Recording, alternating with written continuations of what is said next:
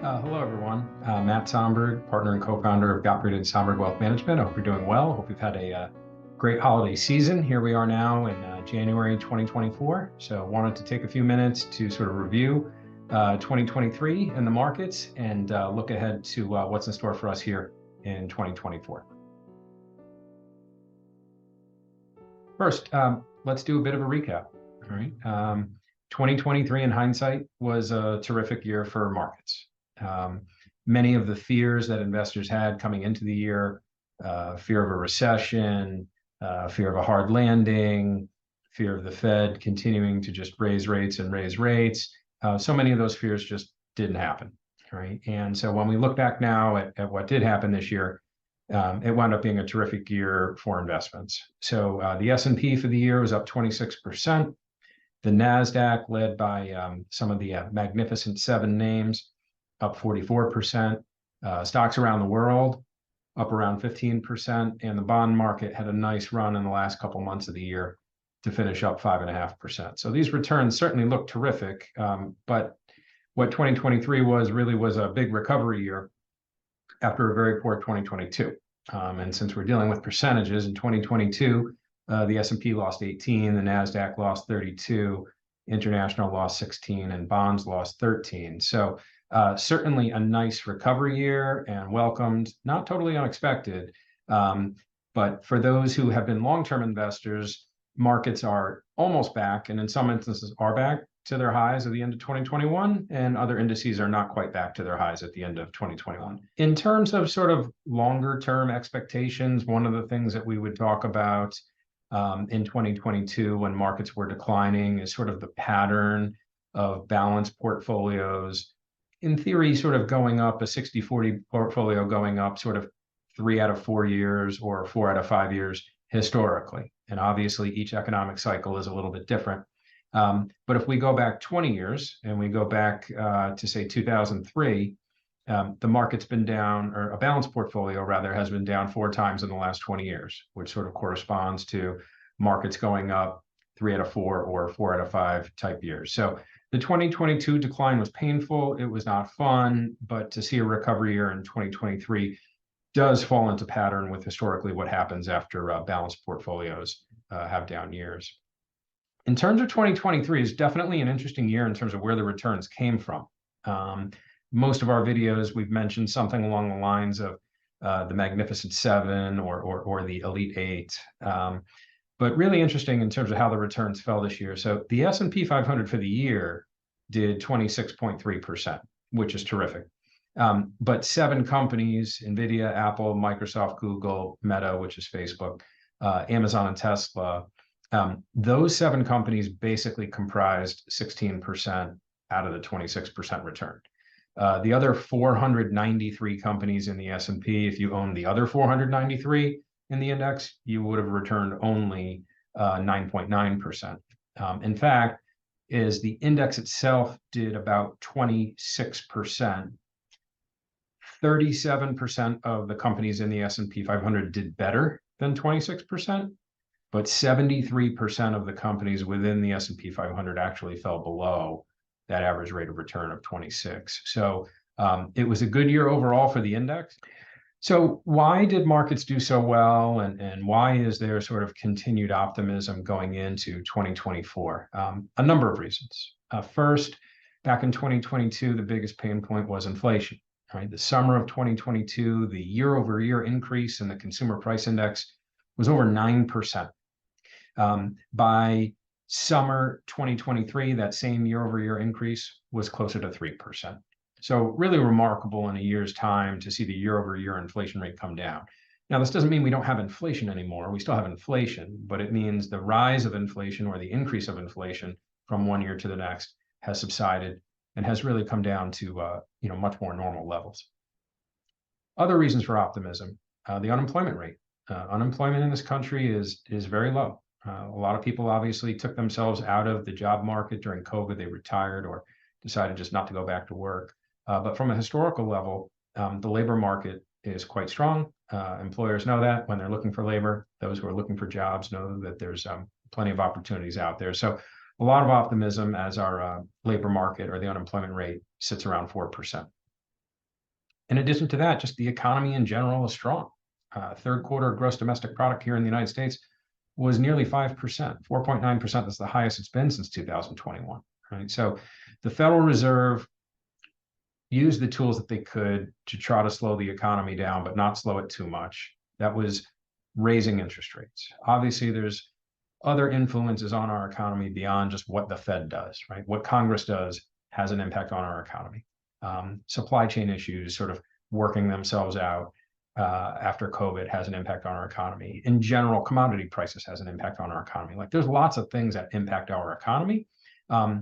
Up until this point, the Fed has tried to avoid raising too much to create a recession. Our economy is not near a recession. In fact, 4.9 GDP is excellent, which certainly contributes to some of the optimism that's there in the markets and in our economy. A couple other sort of interesting observations about the economy and about the markets. In 2022, of the 11 sectors in our economy, and those 11 sectors range from energy to healthcare to financials to materials, 9 of the 11 were negative.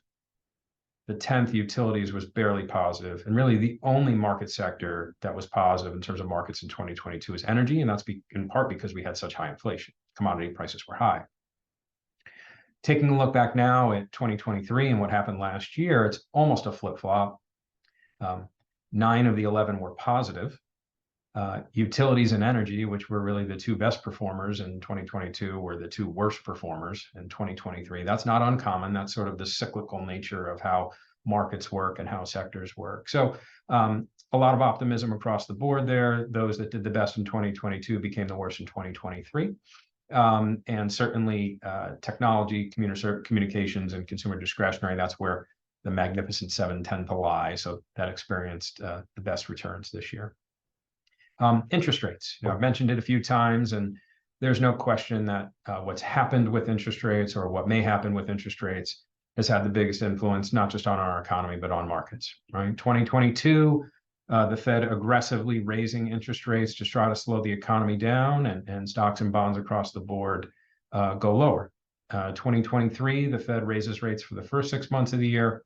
And really in the last 2 or 3 months, the Fed has come out and created the appearance that they're not likely to continue to raise interest rates, at least at this moment in time.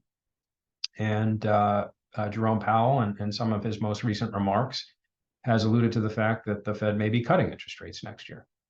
And so stocks and bonds have embraced that and had a terrific fourth quarter for stocks and bonds, under the belief that the Fed is done raising interest rates and will potentially be cutting interest rates. Certainly things can change. There could be geopolitical events that create more inflation. And if there's more inflation, then maybe the Fed does need to continue to raise interest rates. But right now, stocks and bonds are embracing the idea that 2024 will be a year where interest rates will begin to go down after really an amazing stretch here since 2022 of basically seeing the Fed funds rate go from nearly zero to over 5%.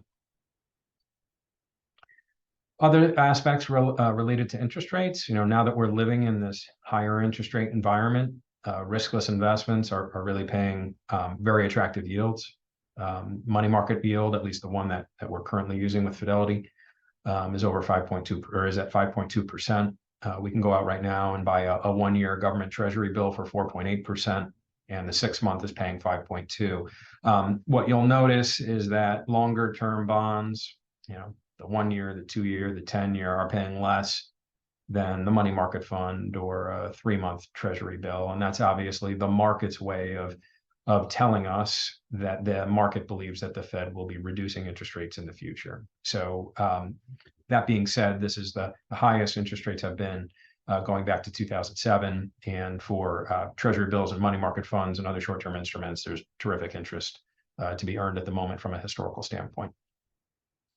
Now, it's 2024. It's an election year. Our team is probably prepared to talk about how markets perform in election about 100,000 times this year with our clients and people who are either nervous or excited about what may or may not happen during an election year. So let's start off by providing some fact and some context about how markets have historically performed in presidential election years. And I think this data that we're going to show you here is pretty powerful.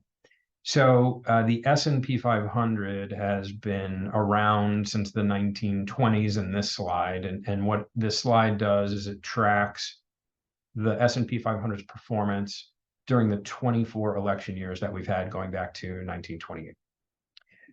The market, meaning the S&P, has been positive in 20 out of the 24 presidential elections, which is a percentage of over 80%. So over 80% of presidential election years have been positive going back over the last 100 years.